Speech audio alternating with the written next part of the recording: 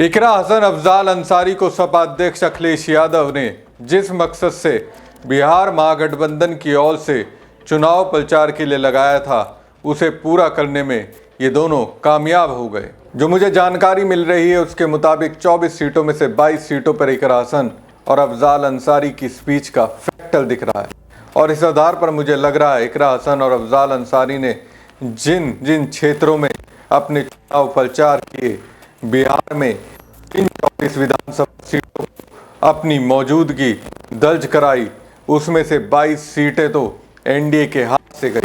नमस्कार दोस्तों, मैं हूं परवीन सानी। दोस्तों, भले ही 17 सर्वे एजेंसियां ये कह रही हूं एनडीए की सरकार फिर से बन रही है, लेकिन मुझे लगता है कुछ तो ऐसा होने वाला है जिसकी उम्मीद बीजेपी ने की होगी, कल्पना से परे होने वाला है। लीक से हटकर बिहार की जनता ने बड़ी ही खामोशी से अपना फैसला सुना दिया। बिहार में अब किसकी सरकार बनने वाली है, मुझे लगता है एग्जिट पोल इस बार लोकसभा चुनाव की तरह धड़ाम से चारों खाने चित होने वाले हैं।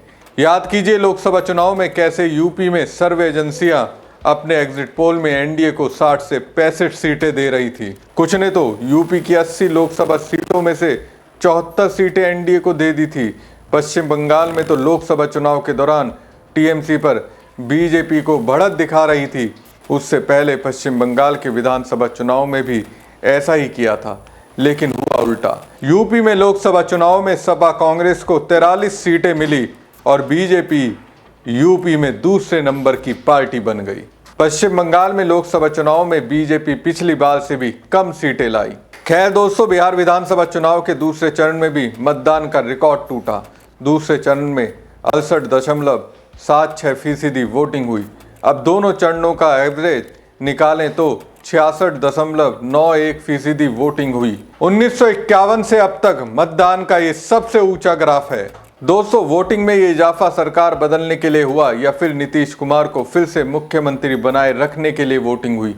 चलिए मान लेते हैं नीतीश को बीजेपी की ओर से साइडलाइन करने का प्रयास हुआ, लेकिन इसका मतलब ये तो नहीं है कि नीतीश से कामकाज का हिसाब नहीं मांगा जाएगा। बेरोजगारी तो अब भी बिहार की विकराल समस्या है। पलायन तो अब भी रोजगार के लिए दूसरे राज्यों की और लोग कर रहे हैं। क्या इस और बिहार के लोग नहीं देखेंगे? क्या वोटिंग में जो इजाफा हुआ है वो इस वजह से नहीं हो सकता? दोस्तों, बिहार में मंगलवार को जमकर बम्पर वोटिंग हुई तो आरजेडी नेता तेजस्वी यादव ने वीडियो बयान जारी कर कहा कि बम्पर मतदान का मतलब है बम्पर जीत। तो साफ है दोस्तों, असल परिणाम क्या होगा इसके लिए 14 नवंबर का सबको इंतजार करना चाहिए। लेकिन इससे आगे जो सबसे बड़ी बात सपा और अखिलेश यादव के लिए है वो ये कि उनकी पार्टी के दो नेता इकरा हसन और अफजाल अंसारी की पैठ यूपी से बाहर भी है। दोनों की पहचान राष्ट्रीय स्तर के नेता के तौर पर बनी है।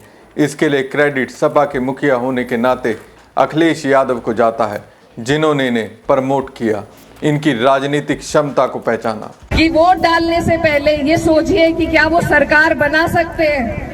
अगर वो सरकार के नजदीक पहुंचते हैं तो आप बेशक वोट उन्हें दे दीजिए, लेकिन वो नहीं पहुंचेंगे। उन्हें अगर वोट दिए जाएंगे, बटेंगे अगर हमारे वोट, तो सरकार फिर से भाजपा की बनेगी और इस बार भाजपा नीतीश जी को मुख्यमंत्री भी नहीं बनाएगी। इस बार वो खुद कब्जा लेगी। तो अब तक जो हालात थे वो बद से बदतर आपके हो जाएंगे। इसलिए आपको पहले ही अपनी सुरक्षा करनी है और उसका जरिया मैंने जैसा आपको बताया सिर्फ वोट का है आपके पास। इस बार आपको नहीं बटना है, आपको एक एक वोट एकजुट होकर अपने प्रत्याशी लालटेन पर देने का काम करना है। तो इन्हीं बातों के साथ मैं उम्मीद करती हूँ कि पौवा खाली की ये जनता, ये गयूर आवाम सही फैसला लेगी, लालटेन का बटन दबाएगी और मौलाना सऊद साहब को यहाँ से जिताने का फिर से काम। के गढ़ में खाली जहां 80% मुसलमान है वहीं 70% मुसलमान है वहां, और जहां कमजोर मुसलमान है वहां हम भी राजनीति करते हैं। 1985 से 5 बार विधानसभा सदस्य रहे और तीसरी बार लोकसभा के सदस्य। गूगल में अपने नौजवानों से हमारे जाने के बाद खुलवाइएगा, गाजीपुर कई % मुसलमान है, खोल के देखो। 9% से तरक्की हो गया है 9.5% या 10%। जहां 91% गैर मुस्लिम है। हिम्मत है पर्चा भरवा देगा। और 50 साल से राजनीति कर रहा हूं। मैं भी हूं, मेरे बड़े भाई सिद्दतुल्लाह साहब भी विधायक, मेरा छोटा भाई मुख्तार अंसारी, जिसको साजिश करके पिछले साल इसी डबल इंजन की सरकार ने 18 साल जेल में रख करके, अजियत दे करके, धोखा कर करके, रमजान के महीने में शहरी में उनके जहर मिला करके खिला दिया। उनका बेटा भी विधायक है, बड़े भाई सिद्दतुल्लाह अंसारी का भी विधायक है। जितनी पूरी पार्टी में विधायक होंगे, अकेले हमारे घर में विधायक। तो हम कहें कि हम हिंदुस्तान भर का मुसलमान हमारे वोट दे। जहां कमजोर मुसलमान है उनकी वकालत कौन करेगा? आप कहते हो कि तेजस्वी हमके कुल छोड़ दे सीमांचल, कहा है वहां जहां ढेर ढेर मुसलमान बढ़ो कुल हमारा दल। कहा है भैया, कहा होगा तुम? क्यों दे तुमको? तुम तेलंगाना जाओ, तुम आंध्र प्रदेश जाओ।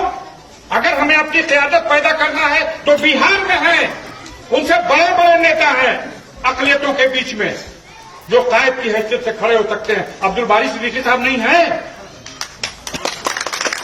75 से राजनीति में है, उनसे सीनियर तो कोई नहीं है।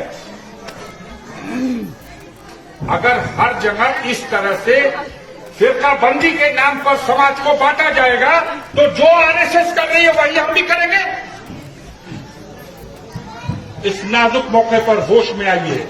एक वोट भी बटेगा तो फायदा मोदी को होगा, फिरका परस्त ताकतों को होगा, उनकी जमात कतार के लोग जीतेंगे। बस गला काटने का एक कानून बनाना बाकी रह गया, बाकी सब बना चुके हैं।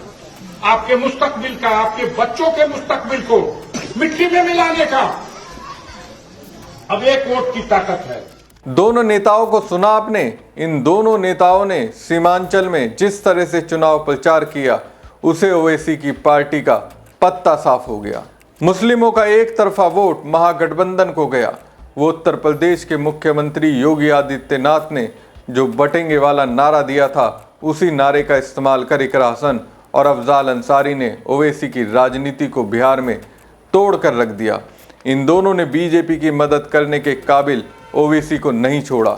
मुस्लिमों ने ओवैसी की पार्टी के उम्मीदवारों को वोट नहीं किया। अगर वो वोट करते तो एनडीए के उम्मीदवार के जीतने की संभावना ज़्यादा होती। अब दोस्तों, मैं ये क्यों कह रहा हूँ, इसे कहने के पीछे वजह है।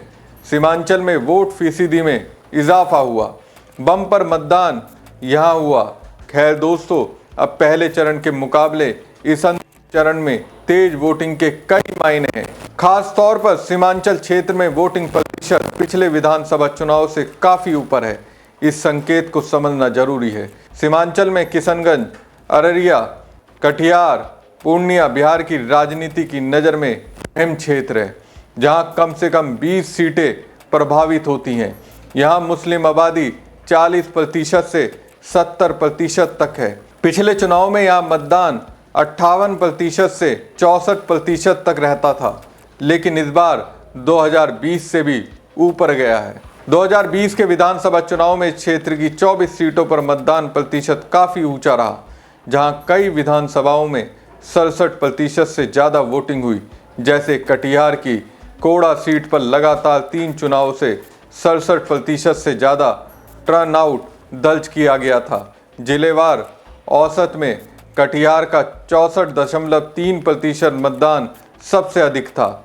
हालांकि सीमांचल में 58 से 64% के बीच रहा था, लेकिन इस बार दूसरे चरण में किशनगंज में सबसे ज़्यादा 78% वोटिंग हुई।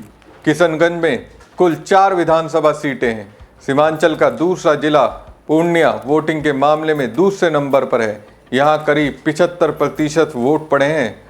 वोटिंग के लिहाज से पूर्णिया दूसरे नंबर का जिला बना है। पूर्णिया में कुल 7 विधानसभा सीटें हैं। अररिया जिले में भी वोटरों ने जमकर घरों से निकलकर और अपने मताधिकार का प्रयोग किया। यहाँ 68% वोट पड़े। अररिया के कुल 6 विधानसभा सीट है। सीमांचल की एक और जिले कटिहार में भी इस बार वोटर्स ने सारे रिकॉर्ड तोड़ दिए। 77% वोट पड़े। कटिहार में कुल 7 विधानसभा सीटें हैं। पूरे चुनाव प्रचार के दौरान नेताओं का इन जिलों में काफी जोर रहा था। ओवैसी से लेकर तेजस्वी यादव, गृह मंत्री अमित शाह, सम्राट चौधरी ने इन इलाकों में काफी जोर लगाया था। लेकिन इन्हीं विधानसभा सीटों पर सपा के इकरा हसन और अफजाल अंसारी ने बड़ी रैलियों की बजाय छोटी रैलियों और नुक्कड़ सभाएं की। बीजेपी के साथ ही उन्होंने ओवैसी की राजनीति की पोल खोली थी और जिस तरह से पोल खोली उसका मुस्लिम महिलाओं और पुरुषों पर भी असर हुआ होगा। तो क्या माना जाए, वोटिंग फीसदी में जो इजाफा हुआ है वो एक तरफा महागठबंधन के उम्मीदवारों की ओर जाएगा। ज़्यादा दिन दोस्त तो नहीं है, बस 2 दिन के बाद यानी 14 नवंबर को आपको पता चल जाएगा। फिलहाल मुझे जो लगता है वोटिंग फीसदी में जिस तरह से इजाफा हुआ है उसमें इकरा हसन और अफजाल अंसारी के धुआंधार चुनाव प्रचार की भी भूमिका है। हमारी खबर आपको कैसी लगी कमेंट बॉक्स में कमेंट करके जरूर बताएं। साथ ही पेज को ज़्यादा से ज़्यादा लाइक और शेयर कीजिएगा। धन्यवाद।